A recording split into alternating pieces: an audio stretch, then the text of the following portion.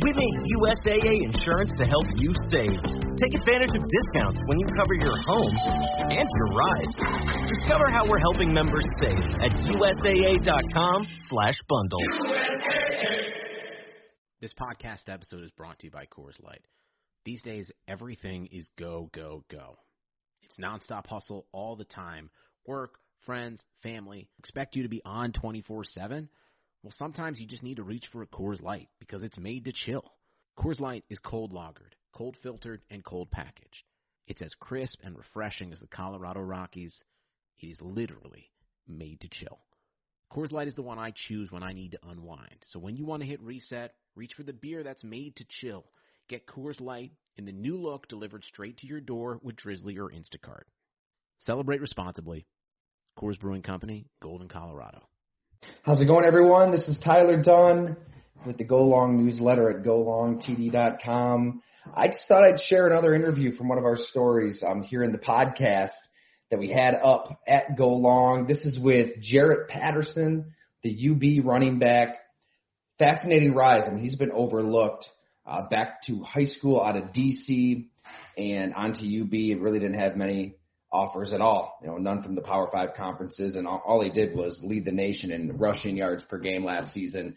Obviously had the big 409 spot against Kent State with 8 touchdowns, just a ridiculous performance. And as you'll find out, he's a pretty humble but confident guy. This is somebody who has looked up to Barry Sanders, who's had regular conversations with Maurice Jones-Drew, who really believes even at 5'6", he can do exactly what he did in college onto the NFL, and probably we should all be talking about him a hell of a lot more than we are right now. So I hope you enjoy it. If you'd like, you can give us a shot at Go Long anytime. You can sign up to the free email list. You can subscribe at $7 a month or $70 a year, and obviously when you do subscribe to that annual rate, I'll ship you a hoodie or crew sweatshirt on the house. We'll be in touch right after you do so. Just let me know, and I cannot thank you all enough for reading, for listening, for all of your incredible support through this off season. Thank you very much.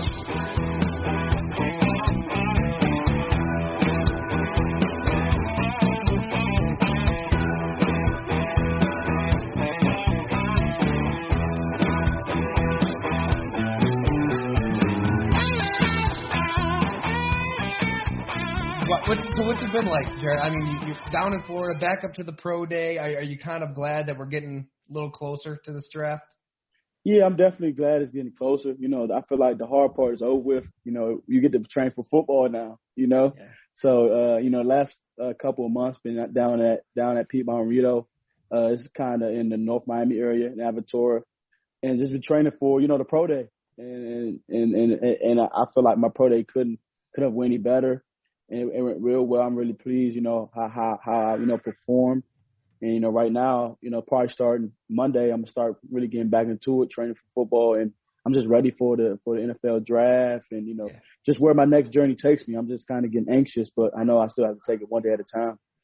I mean, you've got to like that getting back to the football stuff because, I mean, your numbers in high school are insane. Your numbers in college, obviously, beyond insane. Like when it comes to the actual football stuff, there's nobody in the country statistically better than you. So it's got to be nice to kind of get back to the stuff that matters, I imagine, right now. Yeah, definitely.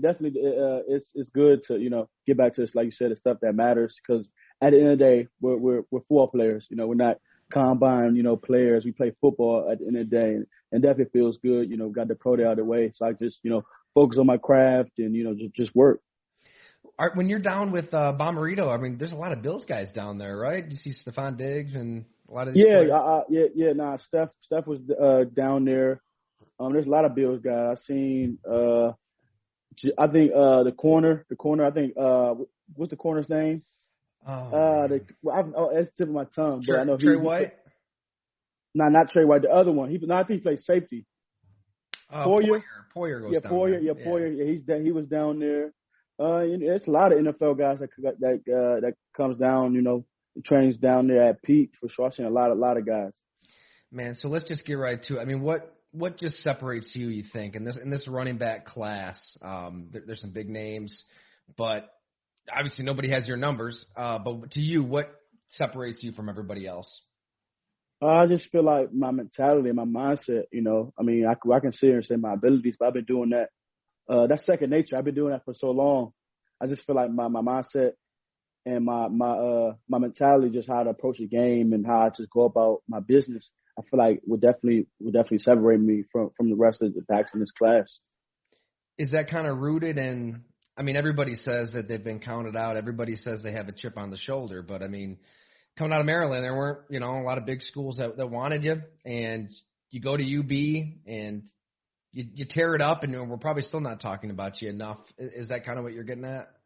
Yeah, for sure. I was always type guy, whatever calls I get dealt with, I'm gonna make the most of it. I always been that type of guy, and I'm gonna carry that to the next level. Whatever opportunity I get, I'm gonna take a full advantage of it. I couldn't help, that I went to University of Buffalo. They provided me and my brother, opportunity of lifetime to go to play FBS football for free. So, like I said, I took advantage of that, and I feel like I put myself in a good position, to live out my dream. What was that like out of high school? Did you expect there to be more buzz around you with everything you did? Yeah, for sure. The recruiting process was slow for me. I didn't get my first offer probably until junior year, Kent State. But just you work so hard, you dream, just going up, getting, Maryland's, Oklahoma, Alabama, Florida, just all, you dream of getting those Power 5 conference offers, but they weren't, knocking at my door. So, and I just knew, that whatever a college, was going to take a chance on me, they was going to get everything I could offer. And that was Buffalo. And I made the best of it. Me and my brother, we wanted to go to the same university. They provided the opportunity for us, and we made the best of it. What were the other top? You mentioned Kent State. Was it close? Was it a tough decision? Yeah, it wasn't tough because I waited. I was kind of waiting. I thought I was going to get a Power 5 one, especially after my senior season. I thought that I was going to at least get at least one Power 5. And scholarships started to fill up. Commitments and numbers. The numbers started to fill up. And I tried to when I started, kind of learn about the business side, and you have to commit, or you can lose your scholarship and stuff like that. So me and my brother kind of look at each other and was like, man, we can see ourselves at Buffalo and being successful, not just on the field, but just the people, off the field too, and the academic side of things. So we committed. Just another little wrench. When I tried to commit, they said I had the gray shirt, but they wanted my brother to come up summertime.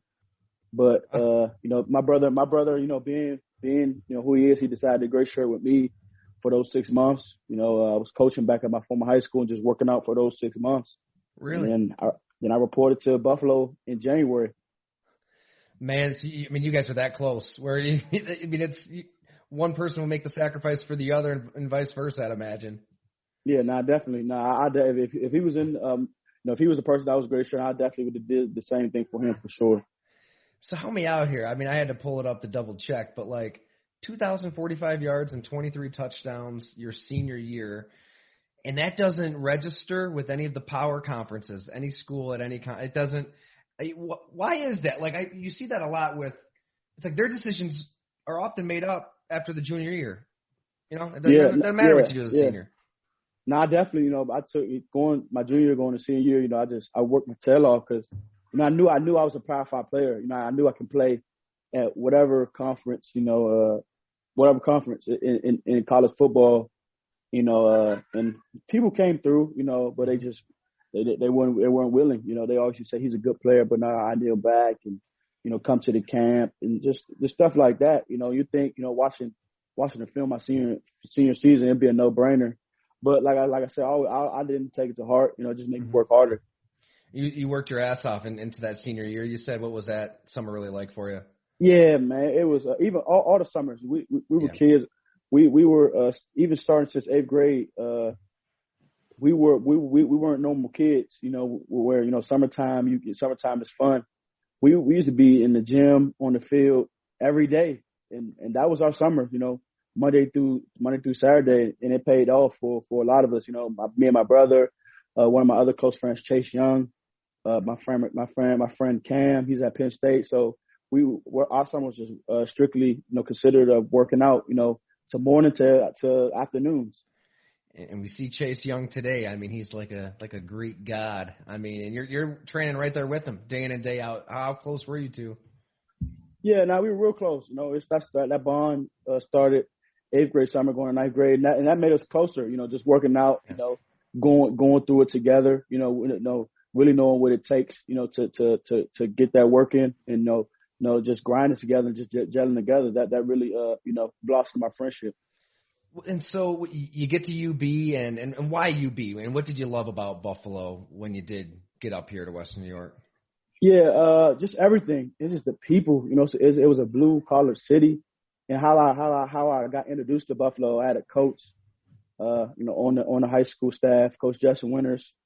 He was a Buffalo alum, and he just told us stories about how he won the MAC championship back in '08, and he introduced us guys like James Starks, Khalil Mack, Brandon Oliver, and me and my brother just fell in love with the tradition and history.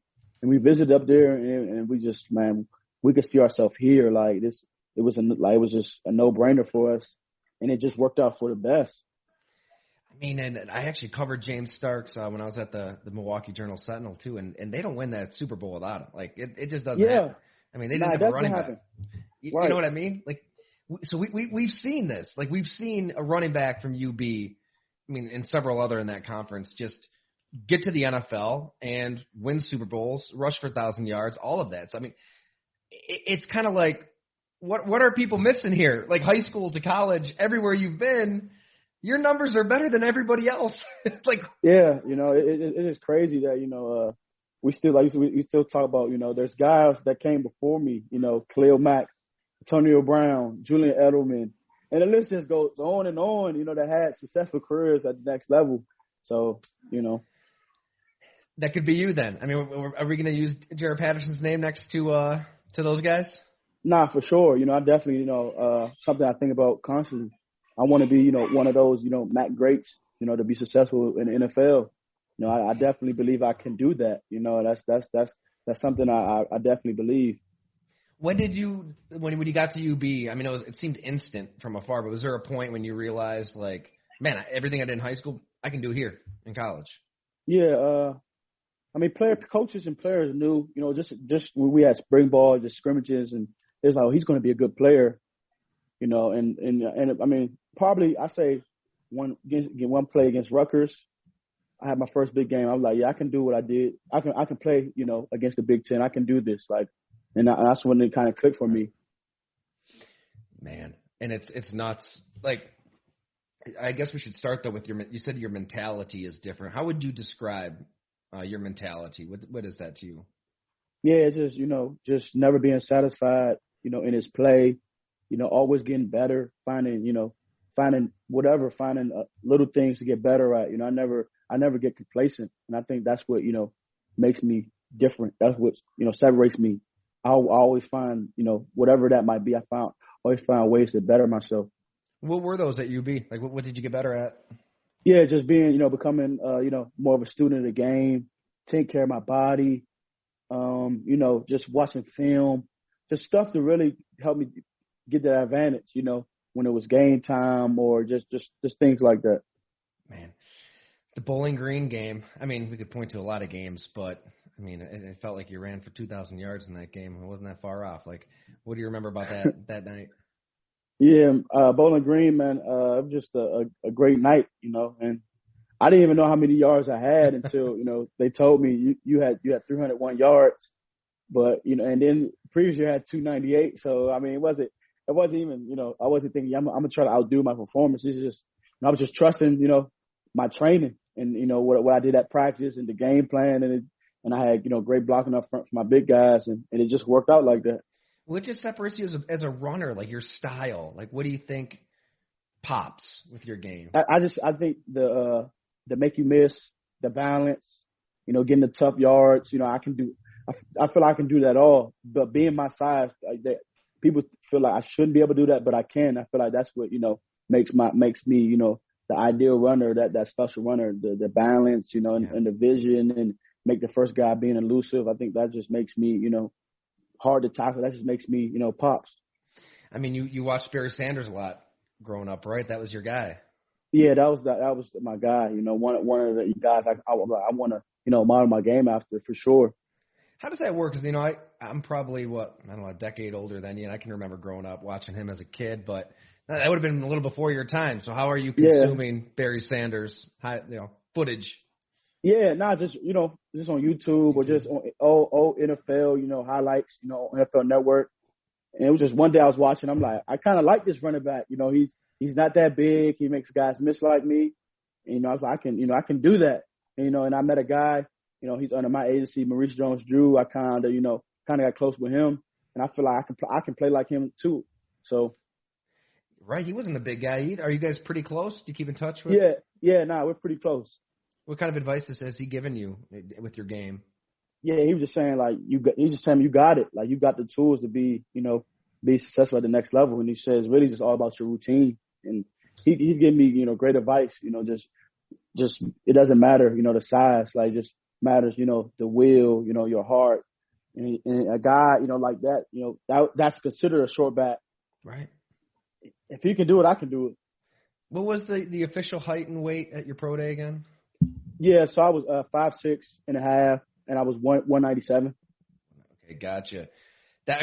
You think about that, that's probably not a lot of body fat there either. I mean, that's a pretty compact dude. Yeah, that's what people fail to realize. Like, guys like I just listed, me, Maurice Jones-Drew. I mean, they say we're small backs. We're very compact. You don't want to, hit a compact, back. Even when I weighed in, it was I think it was Atlanta Falcon scout. He was like, man, you're built like a fire hydrant. You know what I'm saying? Like, do you like hearing that, or is it kind of like, come on, man, what the hell? I take it as it is. Okay. It doesn't really, it doesn't really matter, to me. I just take it as it is. We don't see many 5'6" backs in the league, though.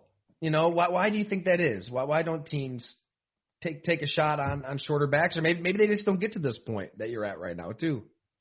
Yeah, that is true. But I feel like I feel like the running back position is kind of getting reinvented. I feel like the size thing doesn't really matter no more. Just we had a first round guy from LSU, he's 5'6", and I just feel like you need to if as a running back you need to be able to do everything. Run, pass, and you will be successful at the next level. So at that height and weight, it's so unique. I mean, there's nobody built like you at your position, maybe the whole league. What are the advantages as a running back that you've realized when you're this compact? Yeah, people don't really know how to, they don't know whether to tack you up high or low, because you're so, you got that low center of gravity. You're so to the ground, they're gonna really have to, try to ankle bite you, but you're already low to the ground. So I feel like it's kind of it's the approach of because if you're hitting a big back, you can blow his knees, But a little back, you really don't know what to do because he's so little, and you have big offensive linemen, so you're gonna be hiding behind them, so it's gonna be harder. That's just my take on it. I like it. What do I hit here? Yeah. Have you seen when you're out there in a game, what does that look and feel like? Can you sense that linebackers are kind of like, what do I do with this guy? Nah, I believe it. Just how they try to tackle me, and I bounce right off, or I keep my balance and stuff like that. So I believe it. How strong are you? I mean, we're looking at you now. I mean, I'm pretty strong. That's what people. I'm pretty strong. So. And then my legs and upper body. So. Do you do the 1 rep max stuff at all? Like what? Oh yeah, for sure. I'm a big power clean, hand clean guy. Bench press. My numbers are pretty up there. Well, so. let's hear it. Like what do you got? So the most I did on hand clean and power clean was 365. Bench press 385, and squat. I'm a 500 club guy. So I'm a pretty strong guy. That's pretty impressive. That's a lot of 45-pound plates getting thrown on that barbell, huh? Yeah. How recently did you hit those numbers? Yeah, probably.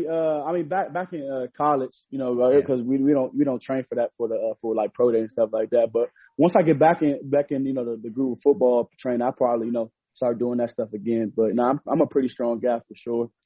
Before I forget on the Barry Sanders stuff too, on watching him and loving the way he kind of sees the field. It's so unique, though. Like, I watch Barry Sanders. He's probably the most entertaining player ever to me, just because it's like he's running one direction and he completely just reverses course and just goes completely. I mean, just the kind of runs you never see today. I don't know if anybody. Yeah. I mean, LaShawn McCoy to an extent, but nobody is just like. You don't even think about taking that risk of a 8-yard loss by just. Would you go to that extreme? How do you know how to read the field as a Barry Sanders type? Yeah, so I feel like just scouts in general, they get kind of caught up but I feel like in today's game, a great running back, needs to be able to make something happen.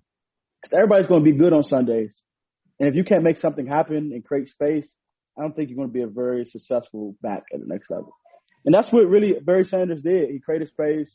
He made something happen when sometimes there weren't the ideal holes. And, yeah, I feel like I definitely can do that because that's what I'm striving for. I'm trying to be the most entertaining, running back like he was. And I feel like I have the ability to do. I mean, it's like a swag. It's almost like an on-field cockiness. Obviously Barry, like, you're so humble off the field, but, like, you got to be so confident in your own ability to just say, damn it, I have the speed to, like, plan on a dime and run horizontally the other direction. Like, that's – I mean, you seem like a pretty quiet, humble guy yourself. You almost kind of have to have a little cockiness. Yeah, I can beat this guy around the corner if I just completely go the other way.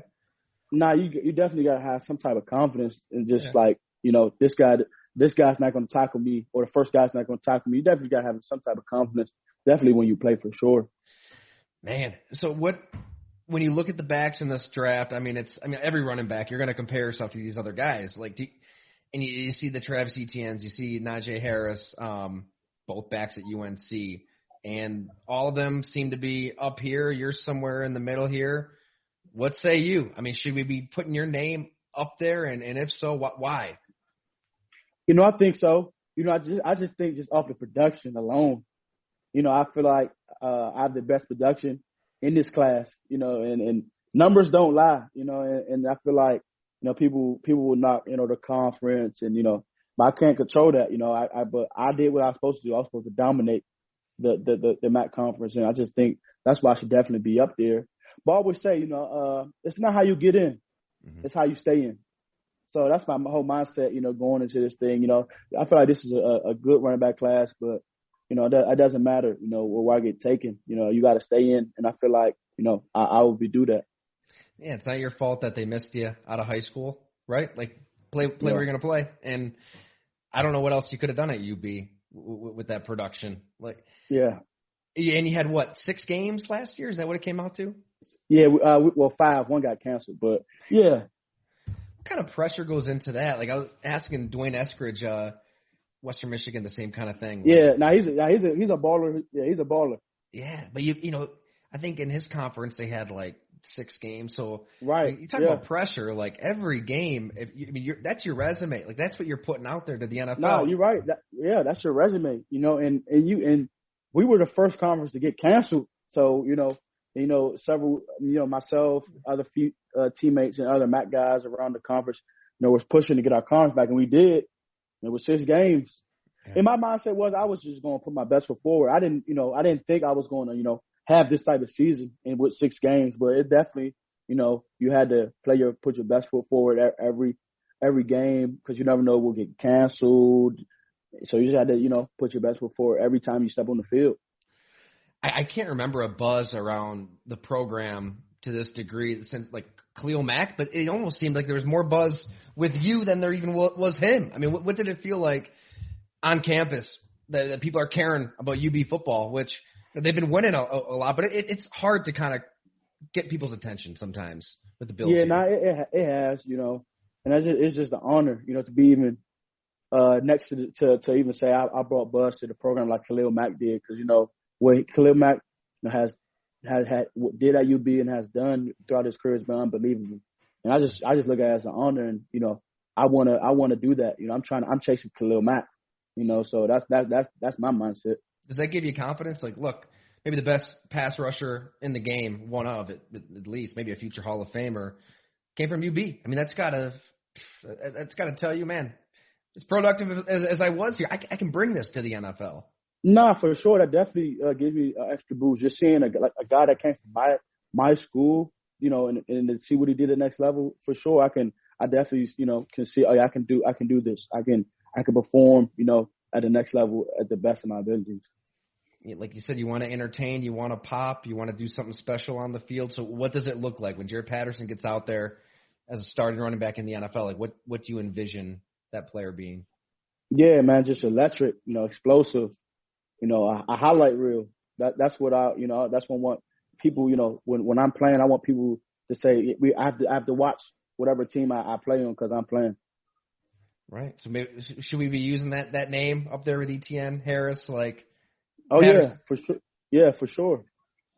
It's crazy how it works with college football. I mean, Alabama, Clemson. It's like almost like a monopoly on talent. At least they're the teams on TV. Yeah, SEC's always on TV, and everybody else just kind of gets lost.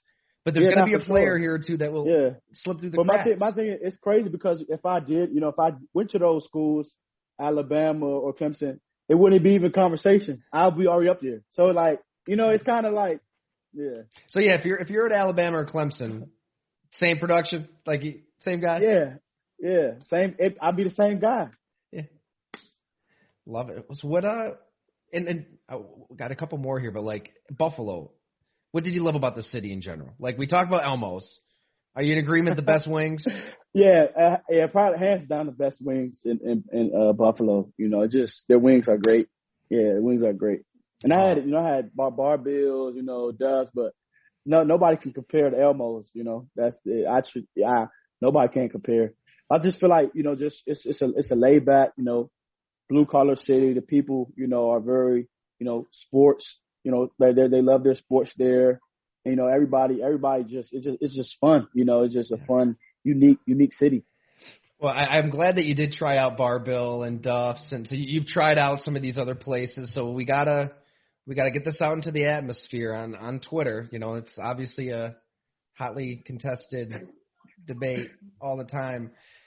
Why is Elmo's the best chicken wing spot in Buffalo? I just think just because I don't know, but I mean I just taste the wings. The wings are different. Like it's just different. Like the wing taste is different. Like every time they don't never miss. Like I order the same thing, the double dip, the Cajun honey. Like it never disappoints. Do you like the dry rub? I like the dry rub too. It doesn't disappoint. Their wings are definitely legit. Adam's a great dude. Good people. Right. Yeah, great people for sure. Yeah, you're right. I'm a South Towns guy, but I'll make that trip to the North Towns. Nah, for real. Nah, you're right. Yeah. I like it. All right, what? So I imagine you've been talking to a ton of teams, but do you have a sense this team maybe kind of likes me, or do you have visits lined up? All that. Yeah, I can't really tell. But I talked to if not 32, but majority of the 32, I talked to all.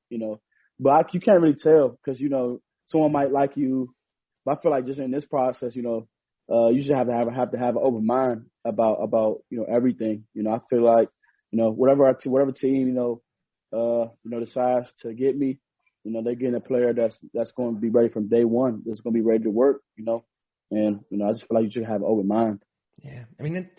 It seems like there's this war on the position sometimes, but for guys coming in, teams – they like playing rookie running backs on that rookie deal. This past year, it seemed like a ton of rookies were playing past few years. So that's almost to your advantage. You could come in and play right away maybe somewhere.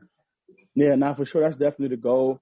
But that, you got to work for that. But that's definitely, something, a goal for sure. Awesome. Jaret, you're the man. Thank you so much for making time. Just anything else you want people to know about you? Just really, man, I can't wait to, suit up on Sundays because it's going to be very entertaining. I know the Bills did sign Breida the other day, but any party who want to come back to Buffalo, stick around? I'm in their backyard, and I told one of the scouts that, at Buffalo, he's at my pro day, and I said, man, come tell Coach McDermott, come get me. I feel like that would be special too, but, that's not in my hands, but if that happens, that would be very special for sure. Well, they had Khalil Mack doing his pro day right at their frickin' training complex. I could say this because the guy I do my podcast with was Jim Monas. I mean, he was the director of personnel, and I still don't understand. I don't understand that either. But there were a few coaches that didn't like him, and they wanted everybody to be in agreement, and so it just didn't happen. But it's like if you were in their backyard, they should their eyeballs hopefully have been on you these last few years, right? If any team knows you, it should be the Bills. You're not lying, but we'll see. I can't control that, but Coach McDermott, he's built an unbelievable, culture up there. He's done great, and they're just starting. So, yeah. Have you talked to him? Have you talked to the? No, I haven't talked to the head guy yet. Gotcha. But you want to be a Bill? We can say that. Nah, if that happens, that would be awesome. That would be awesome. Yeah. Hey man, thanks so much. Enjoy March Madness if you can. Get that. Yeah, in. Most definitely. Yeah, definitely. Appreciate it. All right, man. Have a good one. All right. I do the same. Thank you. Thanks, Jared.